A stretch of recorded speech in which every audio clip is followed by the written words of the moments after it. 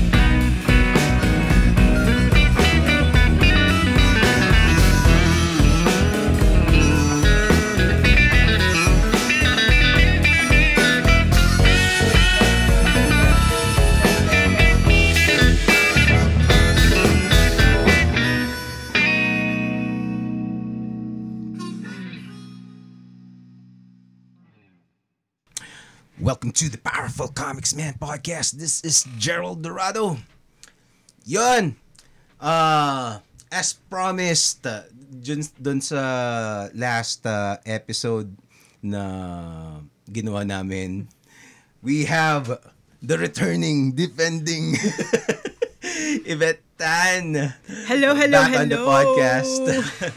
Yun, so how have you been, Yvette? Since we last talked. Hello, everyone. Good morning, good afternoon, good evening. Hello, Gerald, the comics man. Thank you for having me back. Maulan ngayon. Hopefully, by the time people listen to this, hindi na siya maulan. Oo nga eh. Pero sometimes namimiss mo rin yung ulan eh, 'di ba? Oo. Yun nga lang alam mo yun, you find yourself enjoying the cool weather. Pero tapos yung the sound of rain dun sa roof mo. Oh. Pero then again, outside may mga binabaha eh, di ba? True. Diba? Ako personally, I love being inside in the rain. I love it when the rain is outside. At the same time, yun nga, sabi mo, there are a lot of people out there na nahihirapan dahil umuulan. So parang, di ba, mahirap din i-enjoy kasi alam mong madaming napaperviso at best. And or probably worse dahil sa ulan. Dahil sa infrastructure nating hanggang ngayon wala pa rin nangyayari. Grabe, no? Kasi I remember nung nangyari yung Ondoy, di ba? There's a lot of suffering that happened during that day. Yeah. And I was asleep. Di ba? Tulog na tulog ang pagising ko. Check ako ng internet. Ganun na pala yung nangyayari. Di ba? Parang I don't even know what to feel about it. 'Di ba? Na parang swerte mo na nandun ka sa lugar na hindi binabaha. And fortunately, hindi pa ako nakakatira sa isang lugar na binabaha talaga. 'Di ba? Ako nung bata ako, Santa Mesa kami dati. Naranasan ko nang pumapasok sa bahay yung tubig. Yung hanggang first floor. Na medyo mataas na yung first floor namin pero pumapasok pa rin. Pero syempre bata ako noon, so hindi ko alam na hindi siya tama. No. Ang alam ko lang, may swimming pool kami sa bahay. Grabe, no? Pero grabe nung mga nangyayaring baha, 'di ba? Lalo nung Ondoy, it was really the first time na nangyari sa it's probably not the first time, pero doon ko nakita yung maybe after a long time na parang napakalala talaga yung nangyari. And to think, hindi pa bagyo nung Ondoy, di ba? Grabe. Tapos ngayon, di ba? si BBM kasi! Anyway,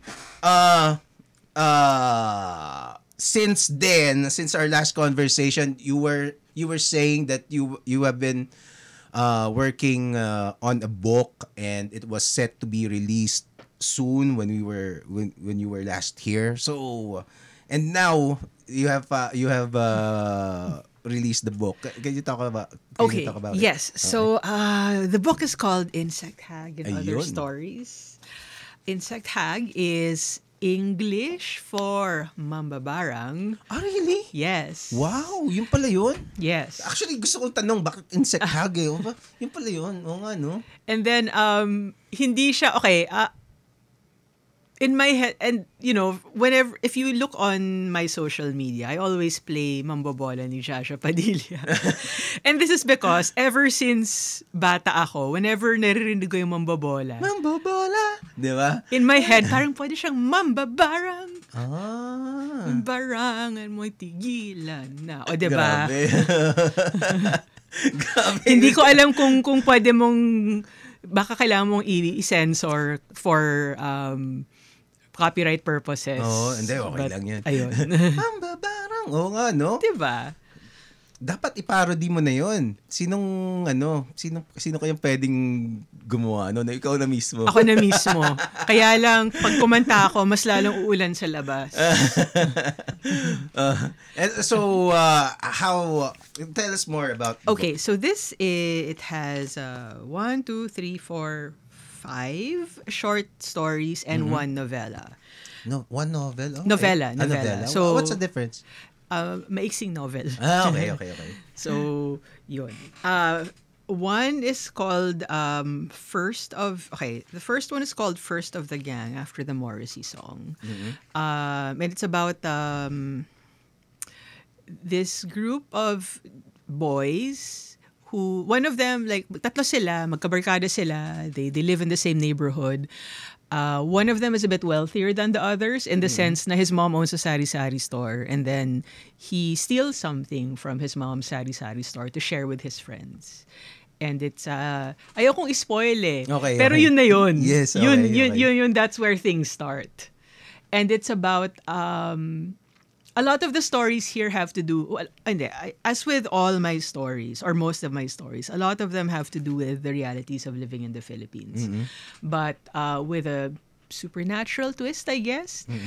In the sense na, parang a lot of people call this horror, pero to me, I feel na hindi siya fantastic. Feel ko realidad natin. So feel ko mas siya, tropical realism. Tropical, okay. So, you know how the South Americans have magic realism. Sa atin, I forget who, Arnold Azurin, I think, a critic, was the first person who coined it. And then I heard about this from UST professor Ralph Semino Galan. The term is tropical realism. Na, di ba, like sa atin, normal lang sa atin na kukumustahin mo yung kumpara mo. Uy, kumusta? Sabihin niya, yung pamangkin ko na nakulam pero okay na. 'Di ba? Like sobrang normal sa atin 'yun. Okay. So napasma, parang gano'n. Parang gano'n. Okay. Na wala namang scientific explanation na, pero tanggap natin na part siya ng realidad. Or bago ka pupunta sa doktor, punta ka muna sa hilot, parang gano'n. So it's part of our reality. And it's a reality I grew up with. I don't know if you grew up with that. Yeah. So, even though I grew up in Manila, we still went to a hilot. Like, my mom had a mantatawas on call. Alam mo yun? Tipong ganun. So, how about feng shui? meron mas konti. Weirdly, kahit na in chick ako, mas parang once lang kami nagpa-feng shui. Pero effective siya, nagulat ako. Talaga, okay. Parang, well, di naman effective, but it works also. Kasi we went to we weren't in Santa Mesa anymore. We were in a different location. Changed location. So, they invited a feng shui master to look at our house. And then, he said, okay, he asked for my birthday. And I was in high school. He asked for my birthday, my name. Tapos, tignan niya, sabi niya sa akin, you will work in media. Sabi ko, ulol. Sabi you ko, were how old back then? 14, 15. Okay, And I was if you met me in high school, sobra akong, mahihain pa rin ako, pero mas mahihain ako dati. As in, hindi ako kumakausap ng tao. Yun. Tapos, I was a very weird child. My, my friends laugh at this. Pero when I was in high school, so I grew up in an all-girls school. And when we were the girls who we didn't have guy friends because what guy would like women, girls who we read comics, we watched anime. At that time, parang weirdo ka, lalo na kung babae ka. So my biggest worry was, wala magkakagusto sa akin kasi nagbabasa ako ng comics. And may bumasted sa akin kasi nga nagbabasa ako ng comics, di ba? Therefore, I justify, But anyway, back to this feng shui guy. I was like, that's impossible. I don't talk to people. I'm never gonna end up in media. This guy's a fraud. So sinabi mo sa kanya yun? Hindi ko naman. I'm also a very polite person, but in my head, I'm like, my parents are wasting their money. Cut to, guess where I am now. Oo nga, no? Yun. So, ayun. So, that's what I grew up with. And, kaya nga, back to tropical realism. So, puro ganyan to. There. So first of the gang involves that it's parang wish fulfillment. Okay. Pero how do you get your wishes to come true when you're impoverished? Like when you don't have a lot. And your wishes involve money. Parang ganon. Yeah. Okay. Yun. So, and what are the wishes of these young boys? Like, yung iba gusto lang makaangat sa buhay. Tipong ganon. Yun. And then, next is Wings, which I wrote in college. Oh, so, wow. Okay. Yeah, pero it was published it's not my first published work, but it's one of my oldest written works. And I'm glad that my editor, Ariane Velasquez, really, really good editor, thought that it was good enough to be included in my third collection of short fiction in English. It's about this unrequited love, very college. So, may magka-best friends, tapos crush ng guy yung girl, pero hindi niya sinabi. So, feel niya, hindi siya like ng girl, kaya naghanap siya ng ibang jowa, tapos nainggit si girl. It is this whole thing. But essentially, he goes back to the province to see what has become of this girl. Parang ganon. Yun. So, nasa probinsya sila. Oh, parang yun, when this happens. And then, next is Puera Usog, which came out in, a foreign anthology. I forget what it's called. But basically, it was, All the Haunts Be Ours. It came out in All the Haunts Be Ours, a foreign anthology that was the companion of a DVD set of folk horror. So it's about Puera Usog, obviously. So this one I draw heavily from Jade Castro's Zombadings. Oh, okay. And it's mentioned here. And I told Jade before I sent it off to the person who requested it. I said na I'm drawing from your movie, but it is mentioned naman that this character, instead of doing the right thing and maybe seeking an albularyo's help, thinks, I watched Zombadings, that sounds like a good idea, I think it'll work in this case. Napanood ko yata yun. I think napanood ko sa movie pa, sa theater pa. Ayun, masaya siya, di ba? Parang, yun. Okay, so, there. And then, Horror Vacui, this won the Nick Joaquin Award. Wow, okay. Yeah, so, ano siya, it's a story about, it's this guy who goes home to the province again, like this guy who was raised outside the Philippines goes home to the province to visit his lola, who lives alone in their ancestral house and is very lonely. And this story is about, number one, you know how our elders like to collect random things to the point of hoarding? So it's a story that involves that. And it's a story also about how people get old and they get lonely. So it's a story about loneliness. It's a story about hoarding. It's a story about why our elders probably hoard. Ayun. Okay. And then Insect Hag, this one, is about a couple who goes to look for an insect hag, mambabarang, to help them with a ghost that's following them around. I want to spoil it. I don't know if I should spoil it. Up to you. Sige. this Insect Hag was also commissioned kasi. It was commissioned for a foreign anthology called, on insects naman, puro insects, whose name escapes me at the moment. But yun, it's all insect stories. So I'm very, very honored that they asked me to write about it. Wow. And then, since it's for, ang sabi ng beta reader nung pinasa ko, the beta reader said it sounded very Southeast Asian. Talaga? Oo. I mean, diba? Like, tama lang naman. Nasa Southeast Asia tayo. But, okay. So, what I like about this is, so, nagharap sila ng mambabarang. And, since, this is 2025. Although I think this was published 2023. So, this is in the 2020s. So, our mambabarang is a PhD candidate for entomology. Oh, teka, mambabarang talaga siya. Mambabarang talaga siya. Minana niya. So parang ginawa na lang niya. Parang, I might as well make this work for me. I'm gonna become an entomologist. Oh. Wait. It's not central to hindi siya spoiler, pero I thought it was just a fun thing to do. That is your character. Yes. Okay, kala ko may tunay. No. Sorry. This is my character. Okay, I see. Oh, okay. That's fun. Ayun. So, and then, the last one, Antingera, which is the novella, it's set during the drug war. Oh, okay. And the main character, her husband is a victim of the drug war. Just around the same time that she discovers that may lahi pala silang mga anting. And then she figures out what to do and how to take revenge. So, I like that. Para siyang The Crow, pero drug war. Ayun. So how did you portray the mambabarang? It's hindi ko, kasi parang iba-iba yung ng mambabarang. Iba-iba yung description sa kanya eh. Ito, like,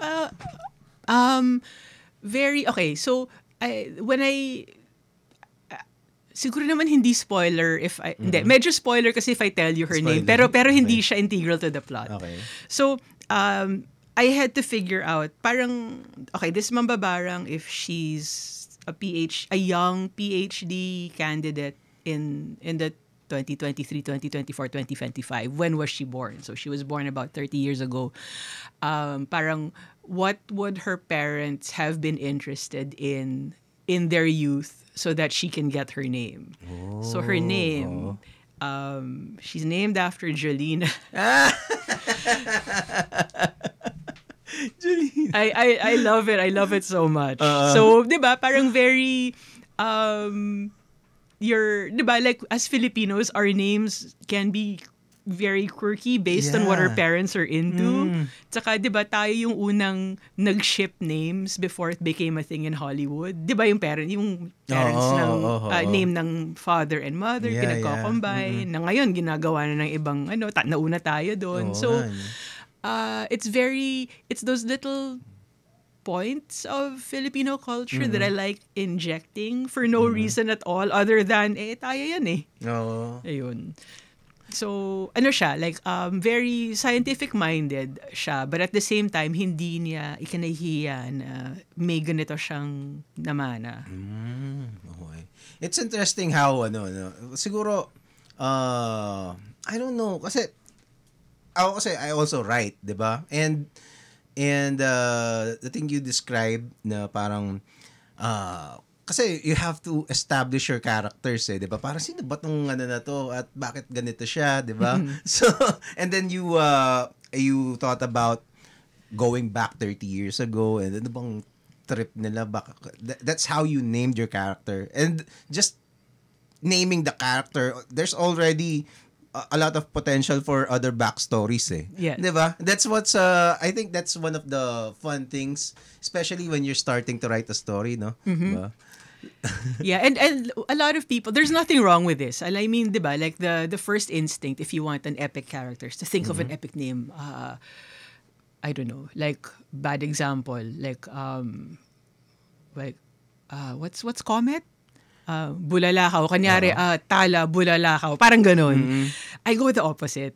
I'm like, this could happen to anyone. So this name could be anyone's name. So actually somebody commented nga na parang, the only thing they didn't like about my book is why did I have to remind them that millennials are now in their 30s and 40s. Because I have a character named Jolina around that age. I see. Oo nga, no? Kasi for me, right now, 'di ba, I'm working on I just started my new comic strip. Actually, it's a graphic novel. I decided to do it in comic strip form. So and like I said, yun nga yung para sa akin kasi kailangan ma-establish mo yung name. Kumbaga hindi mo na pagsisisihan Yan na yun. 'Di ba? Exactly. Hindi mo na pwedeng baguhin yun pag sinabi mong in-introduce mo siya yung pangalan niya. Yan yung pangalan. Yung tikbalang ko pangalan si Totoy. 'Di ba? Tapos kung ano-ano pa. So doon pa lang actually I spent half a day parang committing to the names. Ano pang pwedeng mga pangalan, 'di ba? Kasi pwede mong pagsisihan 'di ba? I agree. 'Di ba? And bukod pa doon yung itsura nila, 'di ba? Yes. Especially if you're writing or even just describing doon sa prose, 'di ba? Yeah, like I haven't written my novel yet because I still haven't decided on the names. 'Di ba? So, yes. 'Di ba? How important is it? 'Di ba pa? Very important. Kasi, as you said, it's something that you have to live with for the rest of your life after it's diba? published. So imagine if Aragorn wasn't named Aragorn, 'di ba? George. Di ba? O kaya si Wolverine, iba yung tsura, iba yung pangalan niya ba? Parang pwede siguro, 'di ba? Pero parang ang hirap ng imaginein ngayon. 'Di ba? And also what else? What else do you find parang maybe interesting that maybe some people don't realize about writing? It's very difficult. A lot of people don't realize that it's very difficult. And a lot of people also don't realize that the writing is the point. Like, especially now with generative AI, they think, I can write a novel. I just have to put it into AI. Or I can draw a picture. I just have to put it into AI. I'm a genius. They don't realize na that's not the point Parang, hindi ka ba nahihiya na, hindi naman hiya. Parang, the putting your thoughts on paper, either words or in pictures, like that is the point. Parang hindi nila nagigets na the process is part of the end.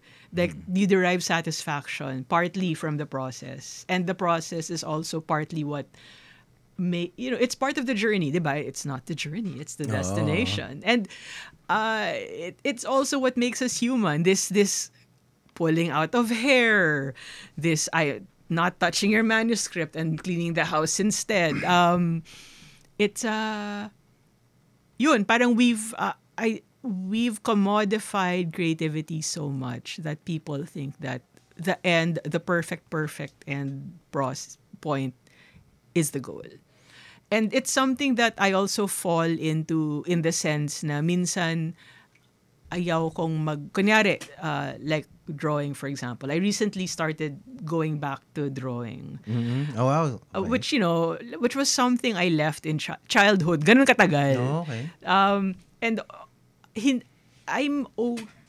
it's not the best, obviously, especially since I haven't picked up a pen to draw in such a long time. But part of it is having to overcome the hindi ka magaling di ba? Like, you have to get past the cringe factor. So, it's also a character building thing, whether you think about it that way or not. And a lot of people forget that. So, that to me is something that a lot of people don't understand with regards to their creative process. Writing or drawing or whatever, or, video. They think they have to be perfect right away. Especially now, the social media. But kahit na, like, you could be the most perfect human being in the world and people will still laugh at you. So, diba, parang Ang Oo laki nga ng eh. hiya factor ngayon. So we have to get beyond that. And people have to understand that that is part of the process. Oo nga. It's amazing when you finish something, 'di ba? Parang wow, nagawa ko 'to. 'Di ba? Kasi one of the things that fascinates me about writing. Kasi yung drawing makikita mo madalas pag nakikita mo na drawing, 'di ba? Dinrawing ko 'to, ganyan. Oo. Sometimes I would browse some old works, ganyan. Pero yung writing kasi may mga nasulat ako na matagal na hindi unpublished, ganyan. And sometimes makikita ko dun sa mga files. Tapos I would read it again. Tapos hindi ko na parang hindi ko na alam yung mga kinuwento ko. As if I'm really reading something na ako pala yung nagsulat. So, sinulat ko pala to. Nangyari na ba sa iyo yun? Yes, but baliktad din sa akin. I mean, it's happened to me with writing, but it's also happened to me with drawing. Na parang, it's not so bad naman pala. Gano'n, yeah. That's nice. Diba? So why did you stop drawing? For a really stupid reason. When I was a child, when I was just a young warthog, I didn't think I would be a writer. I actually thought I would be an artist. And then, so, you draw, you're a child, you're like 5 or 6, you're showing it to people. Oh, what do you think of my drawing? I showed it to my cousin who was really good and who I admired. And she said, pangit. Oh, yun lang, diba? Yun lang. At what, 5 or 6 years old? Diba? Parang, number one, we should learn to get over that. That was 5, you were 5 or 6. Of course, you're not as good as a 7 or 8-year-old. Diba? I have picked it up I have drawn every now and then. Like one of the high points of my artistic career was, so no high school I got into anime, and then I got into Crying Freeman for again a stupid reason. What's a Crying Freeman? Crying Freeman yung anime. Anime. Yung okay. manga. Yung manga na Crying Yeah, Freeman. see. Yung assassin siya. Tapos puro tattoo. I got into it kasi gwapo siya. Maganda yung kwento, pero at the same time, 'di ba? You're a young you're a young girl. So meron kang anime crush? Madami akong anime crush. Actually, puro problematic yung mga anime crush ko. Talaga? Like, from Ranma, it was Kuno. It was very problematic, pero mahal ko siya. Very problematic. One time, my sister asked me to draw something for their, I forget what, basta may program sila or whatever. So she asked me to draw something. So I copied what that dude looked like sa Crying Freeman. Google mo, gwapo siya. I'm sure your listeners are like, this woman is crazy. Talking about, anyway, parang hindi siya totoong nagbabasa. Anyway, but ginawa ko siyang life size. So hindi ko siya trinace. Because I drew it big.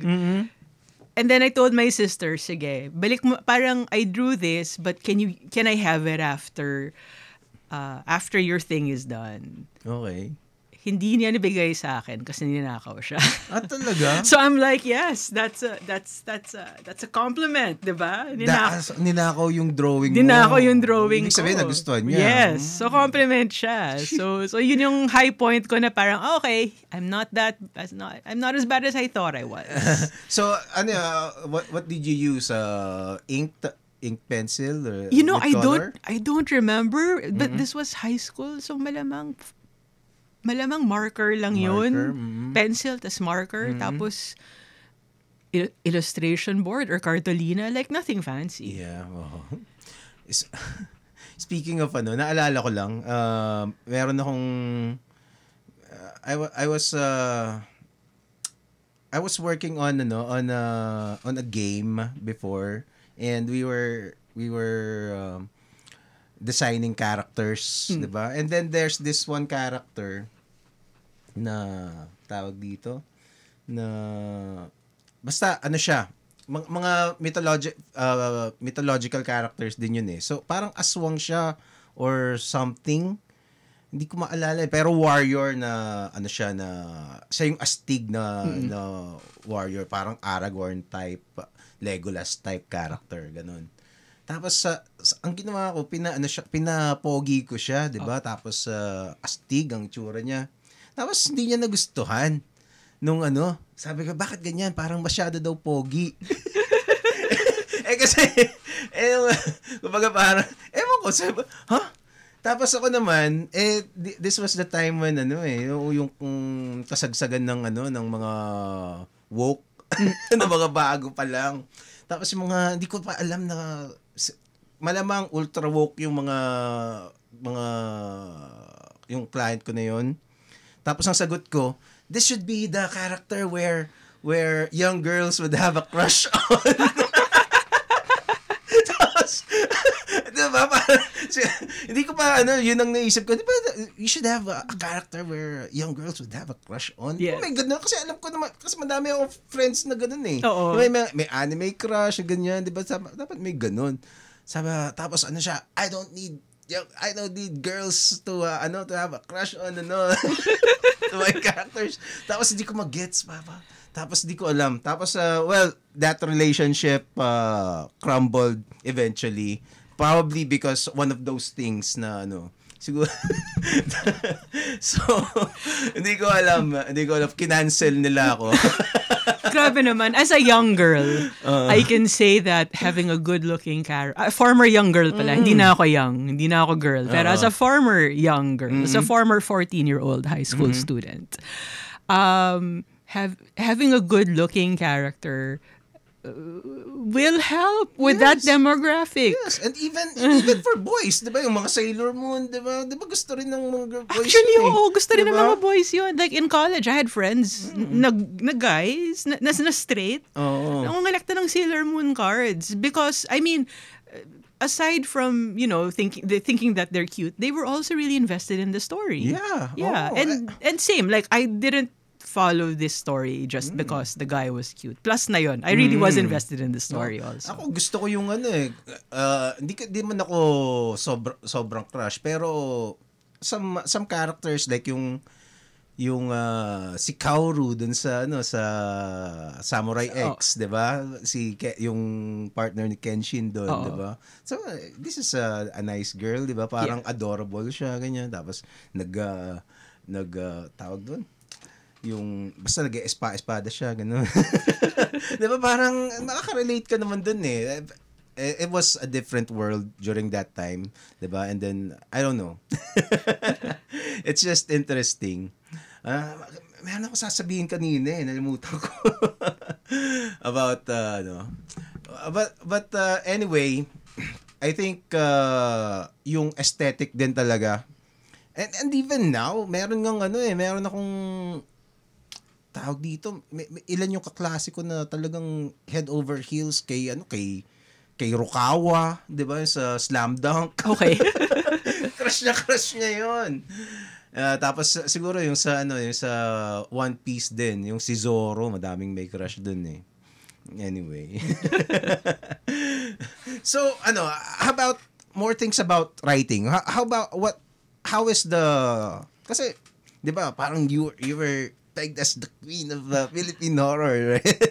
So, how immersed are you in the local writing scene?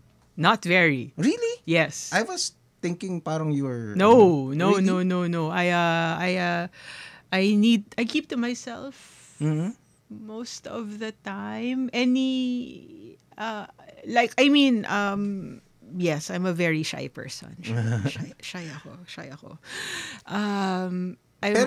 Pero you attend, you get invited to speak? Sometimes. Yeah. May mga conventions ba for writing? Not that I know of. I'm the wrong person to ask because I Really? am not. Yeah, I'm not involved in the. I mean, if you ask me to speak, I'll go. But, if you invite me, I'll go. But I don't know anything beyond that. Yeah, I'm the wrong person to ask. So, how kasi may mga may mga prestigious writing awards like yung mga Palangka, 'di ba? And yung sinabi mo kanina? Nick Joaquin. Nick Joaquin, 'di Yeah. ba? So how do you get nominated or win those awards? Okay, for the Palangas, you have to submit. There's an opening period. They have a website. You have to enter for that. You have to submit a story or whatever, You have a play. Palangka already. I have two. Wow! So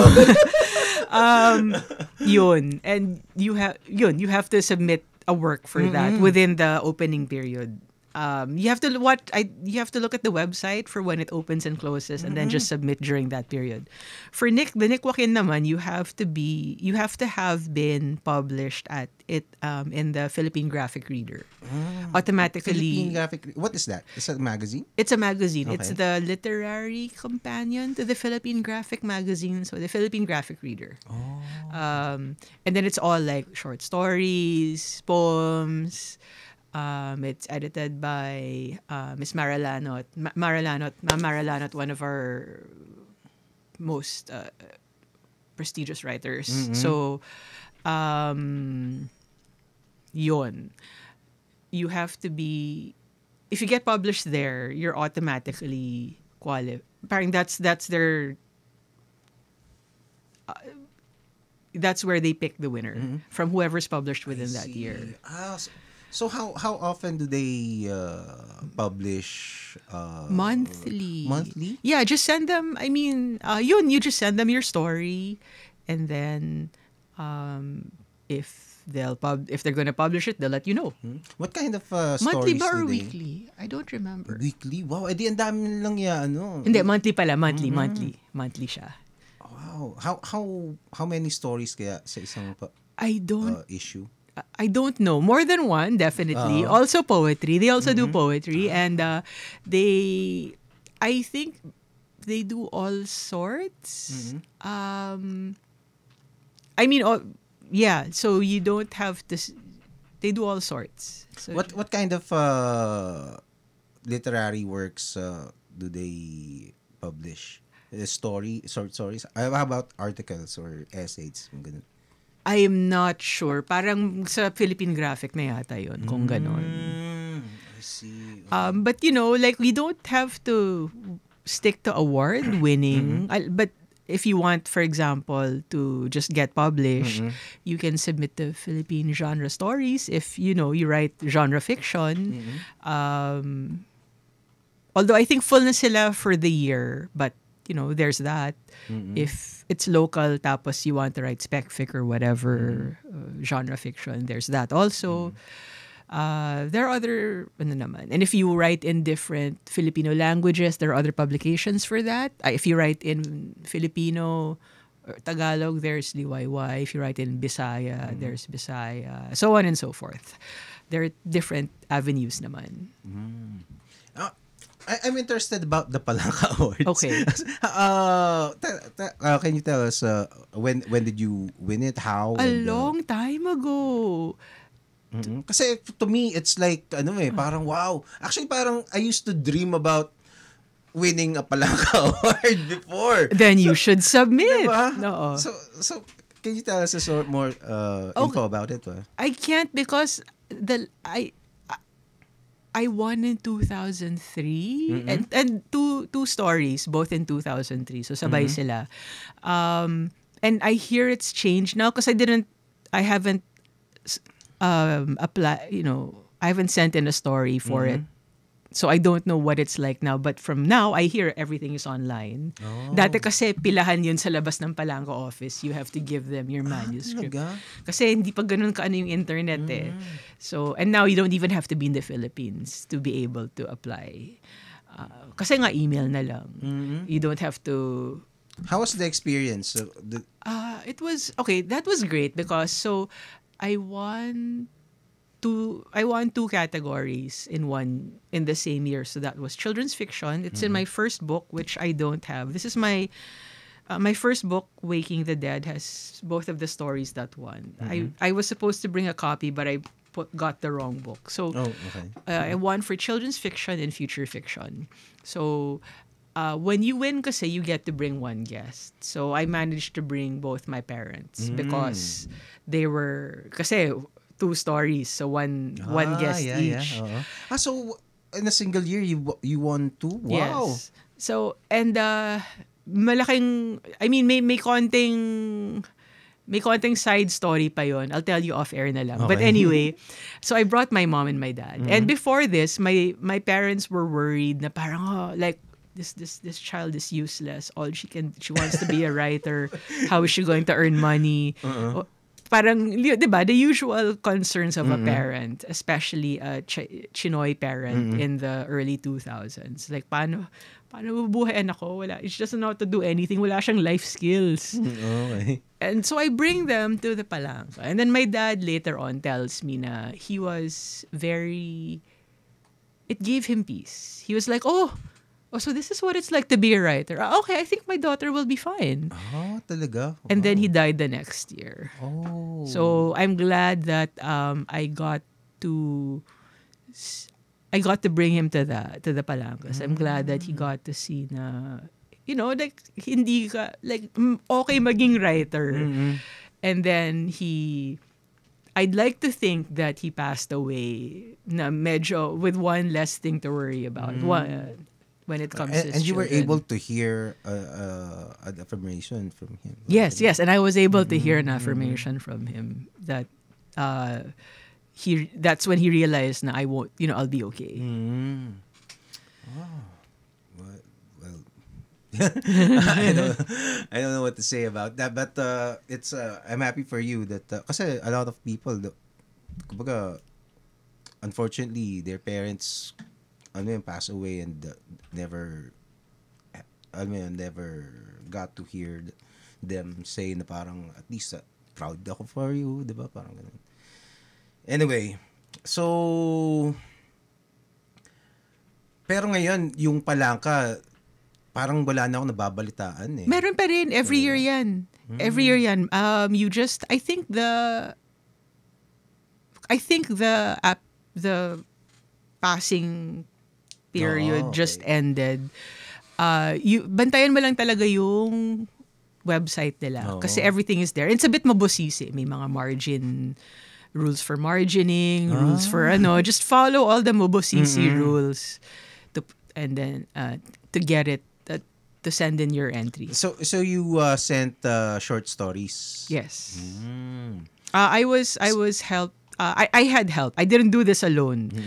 I would just like to put it out there na I had help doing this. What do you mean help?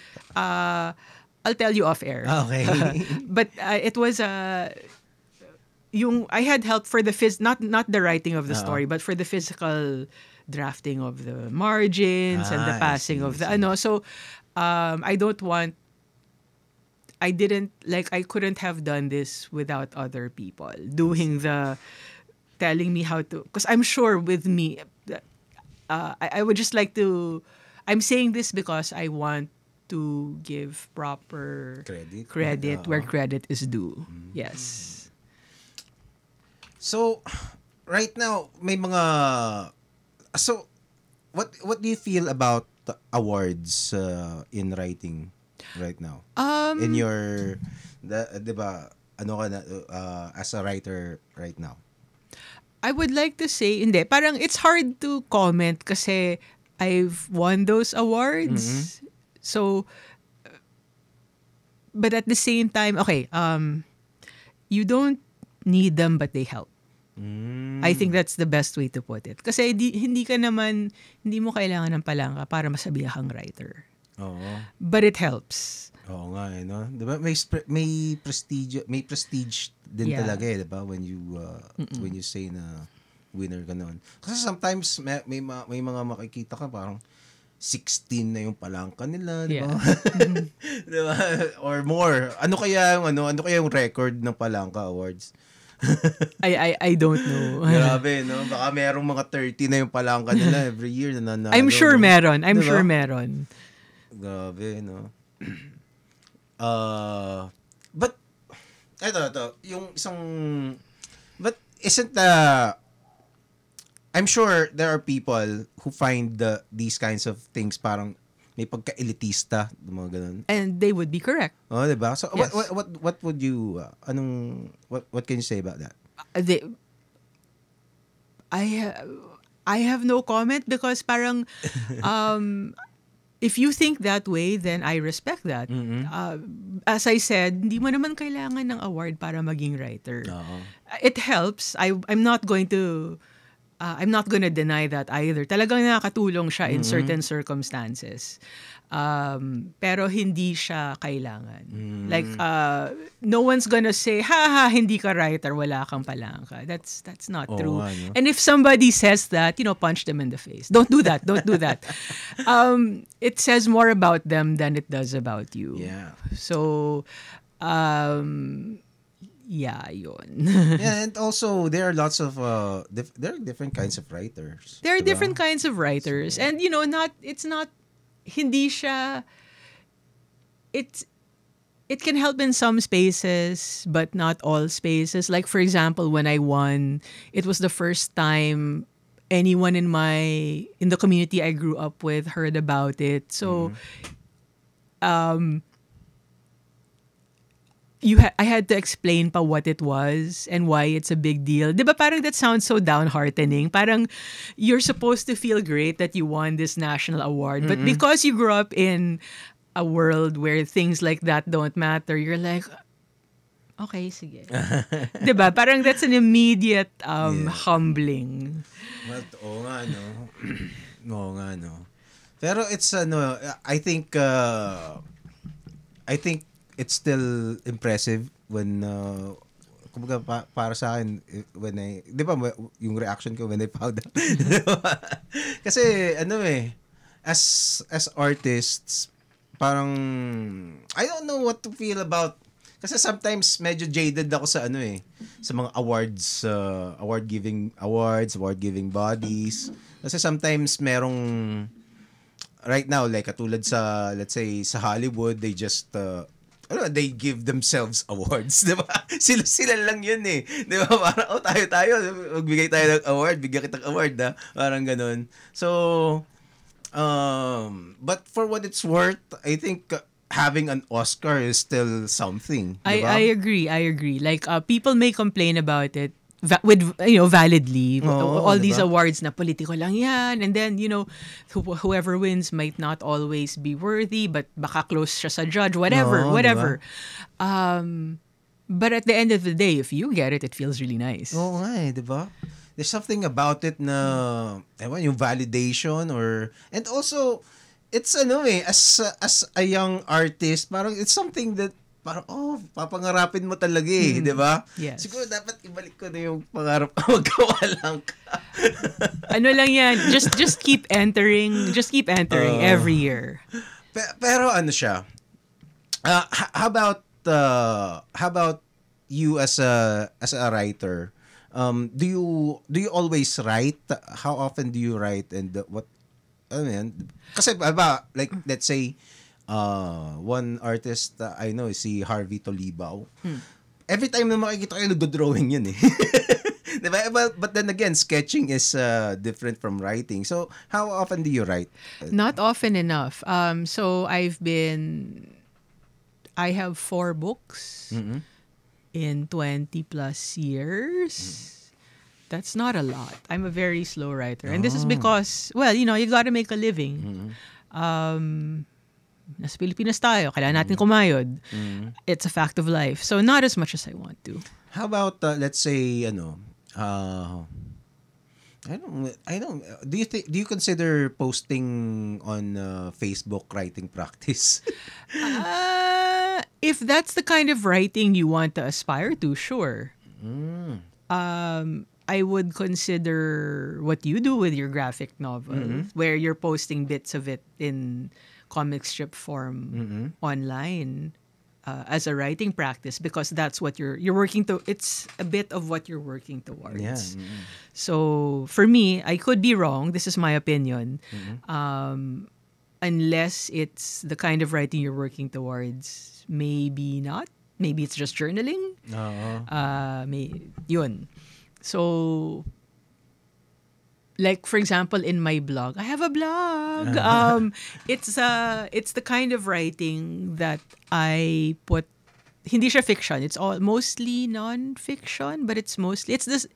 What I have on my blog is the kind of writing I wish I could write more of, but don't have time for. So it's a lot of, like, the latest one was I got invited to go to see yung mga nagpe-penitensya sa Cavite. Oh, wow. Okay. Diba? Like, everybody thinks Pangasinan or Pampanga, right? Lucena, ganun. Yeah. This is Cavite. So, and it was a whole, we got to see the mga Santo Entierro, like the Dead Christ image, and then we got to see the penitents, and then we also got to see an actual cave where they charge their anting. Hindi pala anting daw. Pinagsabihan ako ni Tony Perez na hindi siya anting lang siya. Kasi anting is what the older people use, and he says when we say anting, it sounds jokey. You know how when we make jokes in Tagalog, it's always dinodoble natin. Okay. Pa-joke lang. Okay. Pa-banjing. I see. Okay. So anting daw is what it's supposed to be called. And then I verified this with Dr. Jeffrey Lubang from DLSU Dasma, who is the area's authority on anting culture. And he did say na it's okay to say anting because that's what we use now when language changes, but Tony is right na anting dati, yun talaga yun. And he also said na mali daw yung, hindi daw tama yung, kasi my story is called Antingera. That is also a more modern way of saying it, and it should be called mang-aanting. So, may mga ganong levels pa. I see. So what was my point? I forgot my point. So I wrote about it on my blog. And what I like about it, and diba, parang I can't write about it in my stories because it's non-fiction and I write fiction, so it's not in my books. And then in my day job, I write about agriculture, so wala naman siyang agricultural aspect unless I go deep into mutya, which is talismans that are found in nature. Okay. So I write about it on my blog. Yun yung talagang what I really want to be doing. Writing about the mysterious, the true mysterious, the true weird in nonfiction. And then the great thing about, so we went to this cave where it's where all the mga antings charge their antings on Good Friday. Good Friday. So Good Friday yun.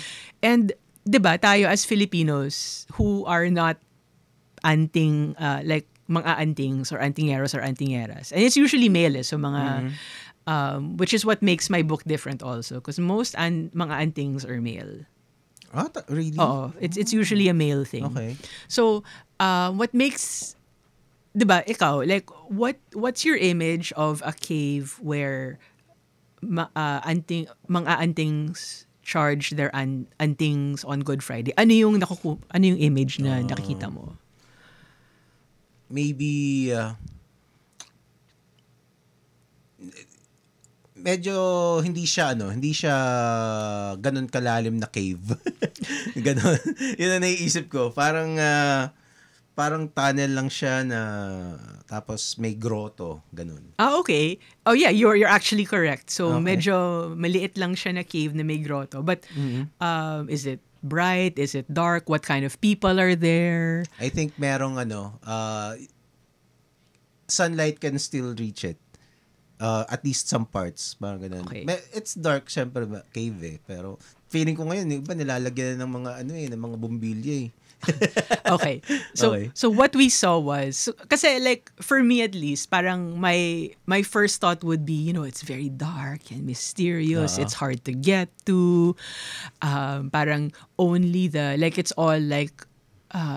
only the practitioners, the hardcore practitioners who are there. Parang ganun. Oo. In reality, at least the one we went to, family affair siya. Ang saya. Parang you go through a very maaliwalas na forest. A very, very friendly forest. You can feel it. Na parang, oh, welcome. The trees are welcoming you. There are signs that say... In Parang, Cavite to, no? In Cavite Okay. to. Parang signs to help make sure that you get to the cave. Can you say which bayan? I don't remember. Okay. I don't remember. Okay, But okay. and then I'm disabled kasi. So like as you can see, I came here. I'm using a cane right now because I'm recovering from a really bad cramp. But so I couldn't get down. Medyo mahirap siya. Like they made a path and they made stairs, but it's still hard for somebody who has difficulty walking. And what's really nice about it was these two guys were like, we'll help you down. We'll carry you down. So they really helped me get as far as I can to the cave, which is hard to get to. I mean, madali lang kung if you're healthy. Tsaka madali lang siyang puntahan. And what I saw there was, para siyang picnic, para siyang park. So, may tarpaulin para hindi maarawan, may kalan, like there are people cooking, may nagpipiknik, may batis doon, may nagtatampisaw, like may mga bata tumatakbo, may matanda. Excursion talaga siya. It's a community affair. And then there were talk of like, oh sige, we'll come back later at midnight kasi yun talaga yung ritual charging. But it's anybody can go there. It's a happy occasion. Hindi siya yung mysterious. Ano. Parang So, kulto na. parang, Okay. community affair siya. So, yun yung big realization ko na a lot, for people, siguro people like us in Manila, we don't know, parang we hear about these things, we read about it, but we don't experience it. To us, it seems very distant and mysterious and hard. You know, it's knowledge that you have to work towards. Yeah. But to people in that community, sobrang siyang it's like eating. Oo. Parang here's our special kakanin of this region. Parang ganun lang siya. So I was asking and they're proud na merong ibang yeah. Kasi I mga offered dayo, di ba? Kasi I offered to, nahiya ako because these two guys randomly said, we'll help you down. They helped me down, then they helped me back up. I'm like, I tried to give them a token. I gave one my book. And I tried to, tip the other one. And he was like, you don't need to do this. We're just happy somebody from the outside appreciates what we do. Diba? I was like, oh my goodness. Kasi in a way, that's how it is din dun sa probinsya namin eh. Is there a special day for this Good Friday. ritual? Good Friday talaga. Yeah, Good Friday kasi Right. for all the rituals. It's not just a Filipino thing. It's and a lot of Christian adjacent religions or practices. A lot of Christianity adjacent practices, not necessarily just in the Philippines, have this kasi patay ang Diyos. Oo nga eh, no? And ano siya, so basically, tuwing Good Friday mo ka lang pwedeng mag-recharge ng anting. Is that? Hindi, I think yun yung pinakamabisa. Oh, okay. Kasi doon sa amin, merong paano ko ba i-describe yun? There's this every Good Friday, pwede kang pumunta doon, parang it's just a small church na pag any other day of the year, minsan pwede mong madaanan yun kung medyo malayo nga lang, medyo it's sementado naman yung yung daan niya kasi may mga tao nga pupunta siguro. Pero I imagine a few decades before when we were going, baka rough road yun eh. Kumbaga parang parang farm to market road. Tapos nandun na sa taas ng bundok. And there's a small chapel there. Tapos pinupuntahan siya ng mga deboto. Parang ganun siguro pero walang anting. Pero di ko sure it's just a small chapel. Baka yung iba parang meron din ata ewan. Pero merong umaakyat doon na tawag doon yung may dala-dalang cruise, 'di ba? Nagpepenitensya. Kasi yung sa amin is it's not madaming, kasi yung lugar namin sa Laguna, nasa baba kami nung Mount San Cristobal. Oh my goodness, okay. Oo, 'di ba? Tapos right beside it is Mount Banahaw. So dun sa Mount San Cristobal, may madaming doon. Daming mga ganun na sites. Talaga, akala ko a lot of people did not do that in Mount Cristobal kasi siya. Kasi Devil's Mountain, Yes. no? Diba? I don't know. Ganun siya eh. I think, kasi back then, ang name nun is Sinipian sa Nagcarlan, Laguna. Sa amin, may gano'n na rin sa naman, sa Tayak Hill naman. Di ko alam kung ano tawag eh. Sa Rizal, Laguna naman. So, pero bagong develop lang kasi yung sa Rizal. Pero if you really want to mas mahirap, mas malayo kasi sa amin yung yung Mount Banahaw. Pero some of my cousins pumunta doon. Tapos maglalakad ka lang. Di ka pwedeng sumakay eh. Di ka na yung thing. So, tapos ang dami nilang kwento na parang kala mo mamamatay ka pag pumunta doon. Parang hindi mo kakayanin yun. Pagpunta ka doon. Tapos talaga, meron pa daw part na basta tatakutin ka. Na pag daw nagkamali ka ng tapak doon sa ledge, mahuhulog ka daw. Tapos patay ka sigurado. Ang dami ng kwento. Tapos nakita ko naman yung 'di ba, minsan may mga documentaries na sa GMA, pupunta sila ng doon nga Mount Banahaw. Parang hindi naman ganun. Parang hindi ko alam kung OA lang yung pagkasabi nila. Naalala ko may isang part pa daw doon na pag pababa ka na, sobrang steep daw nung slope. Parang you have no choice but to run. Okay. Tapos, to stop, kailangan mo daw ihampas ang sarili mo sa mga puno. Tumigil ka. So, kaya ko siguro mga 7 or 8 years old ako nasa tulog ako. So, feeling ko para akong si Indiana Jones ang gagawin mo para makapunta doon. Anyway. So what else, why is it, so parang, basically parang gusto mong maging journalist ng mga occult ng, yes, 'di ba? That is my real dream. Wow. Yun talaga yun. What other topics do you have in mind Well, to cover? I haven't written it yet, but I was very, very, very, very lucky to be invited to watch Taoist space clearing. What's that? Space clearing, so this building had been getting problems. Na things were breaking down for no reason. Nakakaayos lang, masisira na naman. To the point na, di ba, like, minsan alam mong, okay, it's a faulty aircon, I have to bring it, I need to replace it. But there are times when you're like, hindi na to makina. So the okay, people in the building were feeling that. The parang, hindi na to makina. May something na to. May something.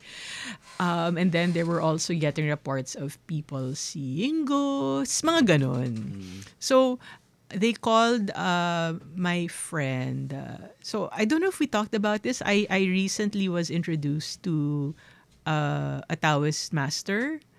Na friend ko na. So he invited me to watch the space clearing. So 2 days yun eh. The first, he came in to see what was going on.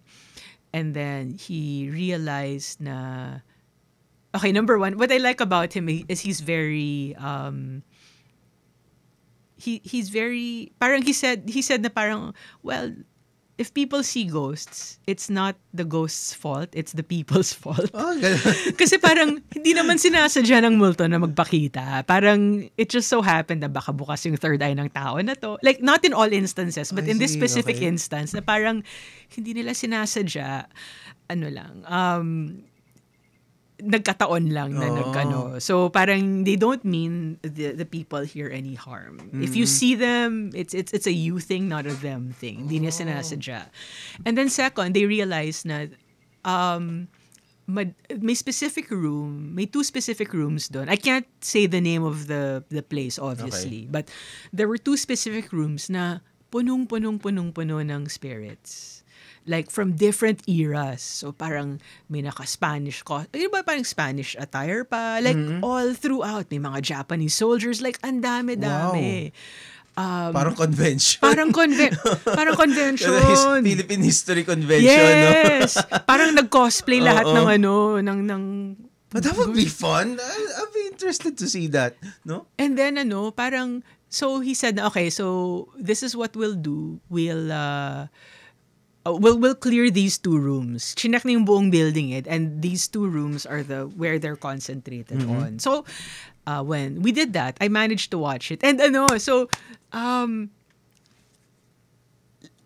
okay, so they did so this Taoist master, it's all very new to me because even though I'm Chinoy, I grew up Christian and I grew up more with Tagalog. My lola's from Cebu. So I'm which I guess is why, my mom has a mantatawas on call and all that, diba, growing up. So mas entrenched ako sa Pinoy folklore. So all these Chinese things are new to me also. Ay, okay. So I'm looking at it with fresh eyes. Which I think is what I bring to the table as a journalist. So you, the reader, are seeing it also fresh as I am. So para siyang, okay, I love the Ghostbusters. Okay. As you can see. Nga, no? Para siyang Ghostbusters pero with kindness. Oh. So, ang ginawa niya, so he did a ritual to entice the spirits to come with him. So, the way Taoism works is, it's very bureaucratic. The way it was explained was, okay, all these spirits are here in this particular place because they weren't given the proper papers to move forward. So, it's in essence this ritual that he did. Like they had like ceremonial robes to protect them. They had like his assistant was banging on a wooden frog while they were chanting. So all of this whole ritual is to kind of tell the spirits na, okay, we're going to give you the papers you need to move on to your next, to where you're supposed to go, and then you can move on to wherever. So para siyang bureaucracy talaga. No. And then what he did was he had another assistant. So he did all these things, and this is the part where I'm like, uy, parang Ghostbusters. He made all the spirits go parang voluntarily to. Kasi nga, here are your papers, you can move on na. Your bus or the ghost trap is this umbrella. So his assistant opens an umbrella and then he spins it. Like yung parang sa dance, nakaganon. He spins it and or nakaganon yata siya, and all the spirits go in. So he spins it until the parang yun yung ano niya, yun yung trap niya, pero voluntary lahat. And then once it's closed, they had to bring it to the temple, which is separate pa, to the temple that this Taoist master represents. Doon niya papakawalan, tapos doon sila parang bibigyan ng ticket to the bus station. Oh, you go here, you go here, you go here. And they're also going to be, kasi when you get to the temple, they had to burn paper money, yung ghost hell notes. So that I'm not familiar with that. In Taoism kasi and in Buddhism, parang you know how they build when there's a Chinese wake or funeral, they burn like paper houses. Yun. Parang so you have stuff with you in hell. So Bakit hell? Hindi siya hell na it's just the underworld. Okay, I see. Parang hindi siya fire and brimstone hell. Okay. Yun lang yung shorthand for whatever the underworld is called. So money is called hell notes kasi notes as in money. So they burned some hell notes with it, and usually kasi these things take long to burn. 'Di ba when you burn paper, hindi siya madali. Pero in this case, the spirits were so excited to be able to leave. Mabilis na ubos yung pera, yung hell notes. And that's when you know that they've moved on na to wherever they're supposed to go. So it was really interesting. And Okay. Taoism kasi, like, it's very, they worship, aside from the ancestor worship, you worship the spirit of the place, the genus loci, which they call parang landlord. So, kasi my question, the reason why I wanted to meet this Taoist master was, my question was, we have a lot of folklore creatures na that come from, folklore kasi travels. Okay. So, for example, in the U.S., in some areas of the U.S. where there are mines, like Kentucky, for example, there's folklore about Tommyknockers or goblins in the mines that they'll knock or whatever, and the theory is these creatures were from England, so they were English miners. They had kobolds there, tiny mine goblins, which is where we get the mineral cobalt from. So these people migrated to the States and they brought their folklore with them. So tayo may ganun, like we have a lot of folklore creatures that are influenced by India. yeah, exactly, the Hindus, maybe Buddhism from India. So I was like, as a Chinoy, bakit wala tayong folklore creatures na influenced by Chinoys, by the Chinese? So this is why, this is how I got to meet this Taoist master. And what I found out was, we have ancestor worship. So you worship your ancestors, but they also worship the landlord, the genus loci, whoever was at that land first. And parang barangay captain. Yung explanation sa akin bilang outsider, para siyang barangay captain. So, pinapakain mo, whatever.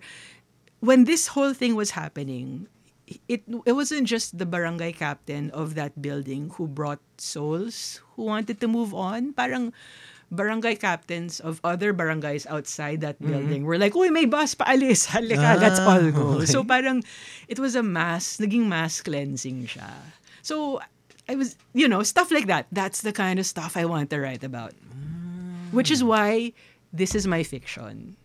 I see. Very grounded siya. But do you use it, let's say, that research that you did, are you planning to use it on future stories? I don't know. I have no plans now, but if stuff comes up, I will. At least that's, kumbaga may mabubunutan ka na, no? Yes. pero ang isang tanong ko doon is, parang, why did they have to get rid of the ghosts? Di ba? Parang, parang ang saya nga nun, parang tourist destination gaya ng mga, di ba? Kita mo, sayang naman yung nila doon, yung mga naka-costume doon. Well, kawawa din sila kasi they want to leave. They don't know how. So, it's like that Tom Hanks film where he's stuck in the airport. Kasi wala siyang proper documentation. These spirits want to leave. They don't know how. They need the proper documentation. So they were excited. They were like, yes, we're leaving. Kaya that Taoist master, he had a sword with him. He brought a sword just in case he had to fight. And he was like, okay, everybody wanted to leave. So parang, I don't need the sword. Okay. Yeah. Wow. Diba? That's interesting. Like, we watch a lot of K-drama and we, like, or Korean horror when we have these things here. We have our own. We just don't have access to it. It's, these things kasi, syempre, yung mga regular Filipinas, parang these are the things that you need to deliberately delve into, di ba? Na parang hindi mo, to regular people, parang, ano pinagsasabi mo dyan? Diba? Parang ganun Pero, pagkasama mo yung mga practitioners, parang, even now, kahit ako skeptic ako diba?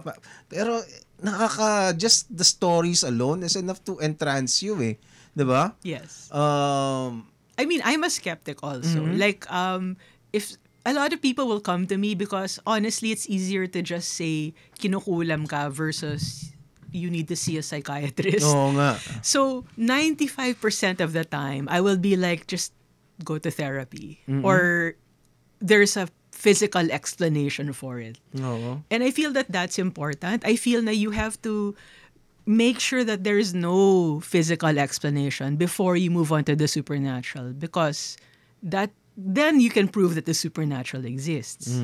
Like during my talks, for example, I like asking people, oh, so yung sa mga nakatira sa condo, does it happen where once in a while you'll hear like a marble dropping? Parang may hole na hinuhulog. No. Once in a while. And some people will say yes, and I'm like, what do you think that is? Obviously, if you don't know anything and you hear a marble drop in your condo when you're there by yourself, you're going to think there's a child ghost making pa-cute. He's probably from the 80s kasi Holland. But in reality, ano siya, like when parang the pipes releasing pressure above, so it sounds like a marble dropping. So you have to get rid of all the physical possibilities first. So I am very, very skeptical of these things. Yeah. But sometimes you see things and you're like, I can't explain that. Oo nga eh, no? It's sometimes kasi, pero I don't know, sometimes I don't know what to feel kasi yung mga, those who believe it, really believe it. Diba? They're really committed to the belief na these things really exist, na yung explanation nila, ganun talaga nangyayari. Pero syempre, diba, it's siguro I'll just chalk it up to it's a fascinating world. I think I like the way I think about it is we don't have an explanation for it yet. Kasi diba, like centuries ago we thought everything revolved around the earth, and people who said that the sun was the center of the solar system were killed. So we don't know everything. Yeah. It's amazing. What else? What else can you do you want to talk about your book, about writing, or anything else? What do you or your listeners want to know? I don't know. Ano bang mga kasi you also write in you also write in a newspaper, diba? Yes. How about politics? Do you write about politics? Let's not do politics. Let's not. Okay. Let's not. So it's I don't know. So you want to tell us more about your book?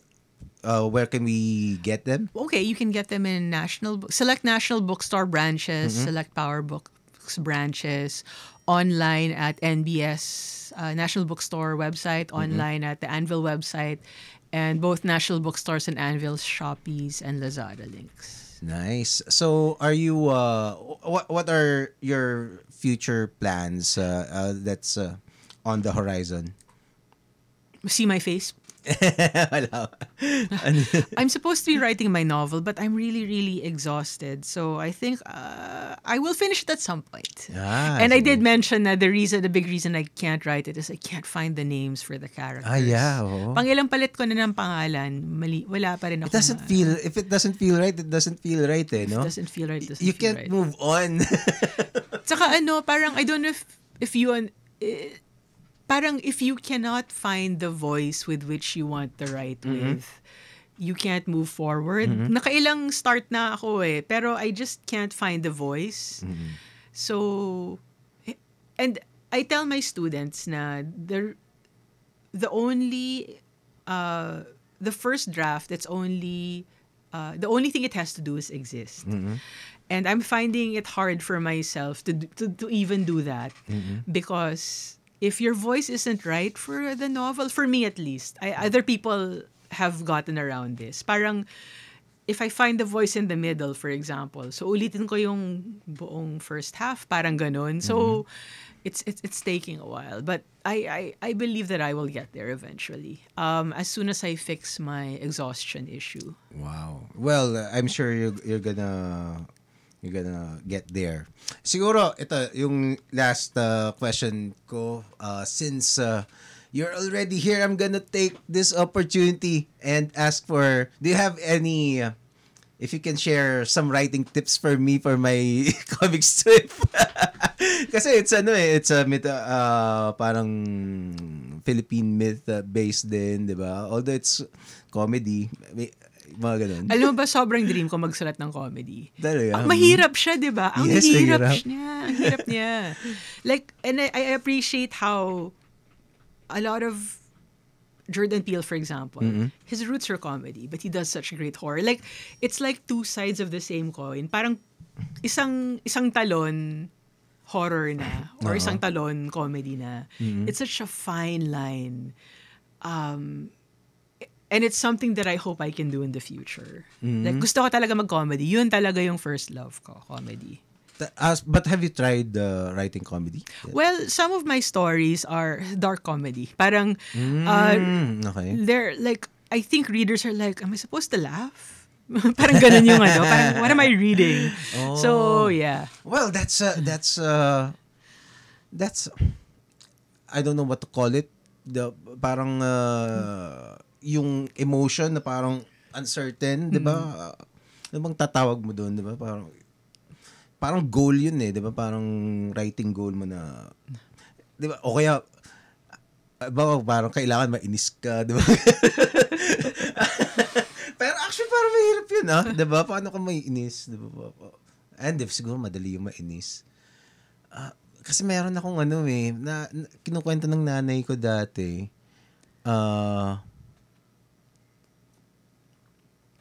Tawag doon, parang nagpapakwento daw ako sa kanya ng nung una magkwento ko nga ng nakakatuwa, tapos nakakaiyak, nakakalungkot, ganyan. Tapos sabi ko, kwento siya ng nakakainis. Tapos hindi niya alam pa.